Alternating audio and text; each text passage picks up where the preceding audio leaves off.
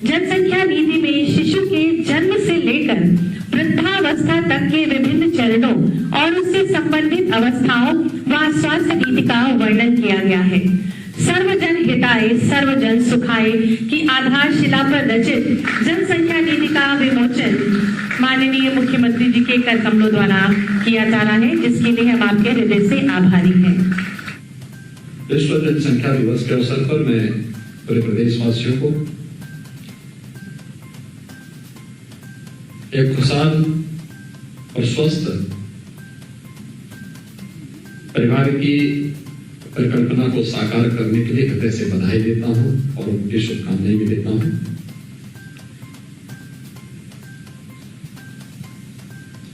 पूरी दुनिया के अंदर एक विषय को लेकर के समय समय पर चिंता व्यक्त की गई कि बढ़ती हुई जनसंख्या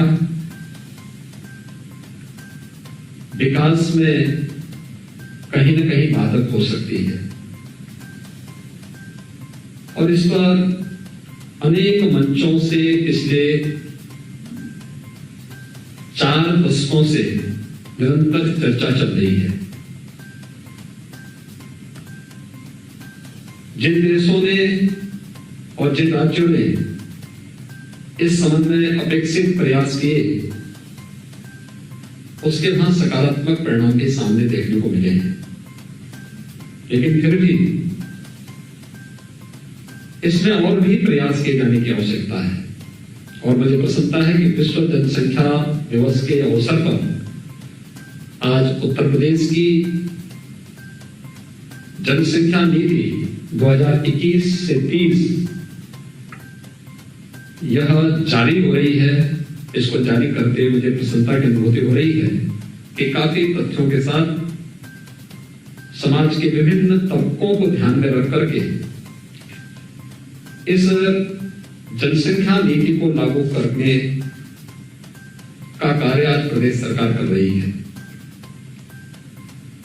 वास्तव में जनसंख्या स्थिरीकरण का जो प्रयास है, यह समाज की व्यापक जागरूकता के साथ जुड़ा हुआ है। हमें इस बात को नहीं भूलना चाहिए कि अगर समाज में जहां गरीबी है वहां जनसंख्या वृद्धि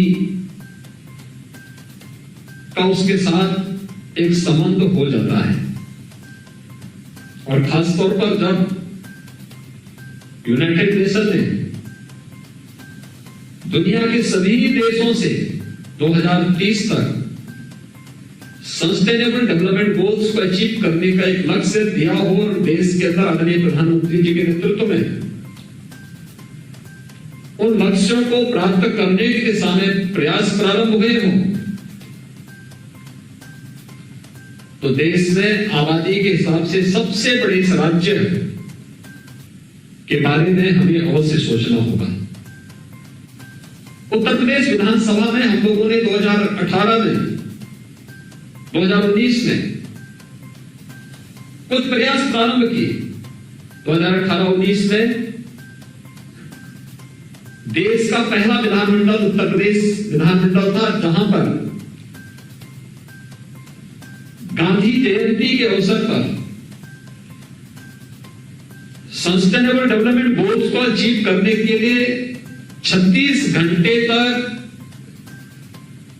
अनवरत चर्चा का एक नया रिकॉर्ड बनाया गया। लेकिन इसमें समाज के विभिन्न तबकों की भूमिका और उनका योगदान अत्यंत महत्वपूर्ण हो जाता है, और इसलिए सबसे पहला कार्य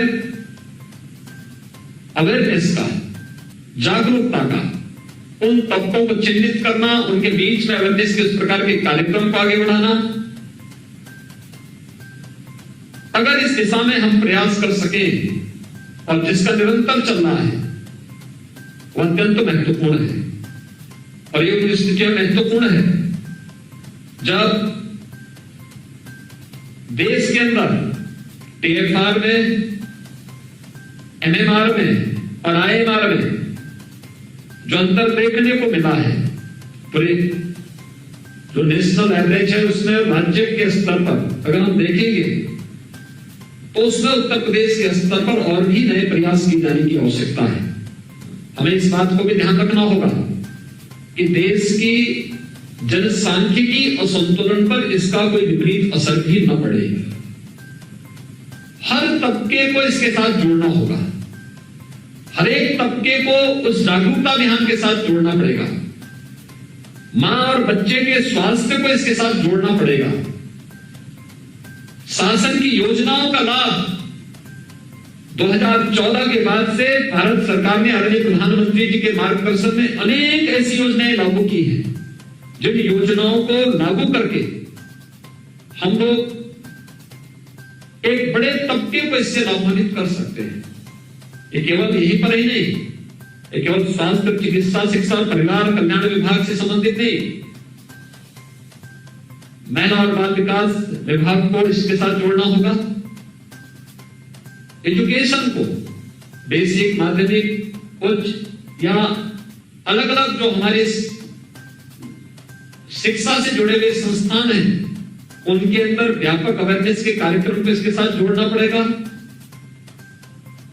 स्वास्थ्य के प्रति जागरूकता के साथ साथ समाज स्वास्थ्य के इन सभी पैरामीटर को प्राप्त करने की दिशा में जिनके स्तर पर प्रयास हो सकते हैं, उन सभी विभागों को भी जोड़ करके अंतर विभागीय समन्वय के माध्यम से हम बेहतर परिणाम दे सकते हैं। यह हमें विस्मृत नहीं करना चाहिए, क्योंकि हम लोगों ने अंतर विभागीय समन्वय के माध्यम से न केवल दिमागी बुखार को नियंत्रित किया है, बल्कि अंतर विभागीय बेहतर समन्वय के माध्यम से वैश्विक महामारी कोरोना को भी उत्तर प्रदेश ने बहुत अच्छे प्रबंधन के माध्यम से नियंत्रण की ओर ले जाने में सफलता प्राप्त की है। मुझे प्रसन्नता है कि आज यहाँ पर नौ दंपतियों को एक सगुन किट का वितरण भी हुआ है। मुझे विश्वास है कि स्वास्थ्य और चिकित्सा और परिवार कल्याण विभाग इस अभियान को जन जन तक पहुंचा करके, और खास तौर पर जिन लोगों में अभी भी जागरूकता का अभाव है, उन लोगों को इसके प्रति और भी जागरूक करने का प्रयास करेगा। आज के इस कार्यक्रम के लिए मैं विश्व जनसंख्या दिवस के अवसर पर आयोजित जो एक कार्यक्रम है, उत्तर प्रदेश की जनसंख्या नीति को आज लॉन्च किया गया है 2021 से 2030 के लिए, RT-PCR के लैब्स के उद्घाटन के लिए, CSC-PSC ऐप के लिए, और इस पूरे अभियान के प्रति मैं अपनी शुभकामनाएं देता हूं। धन्यवाद। जय हिंद।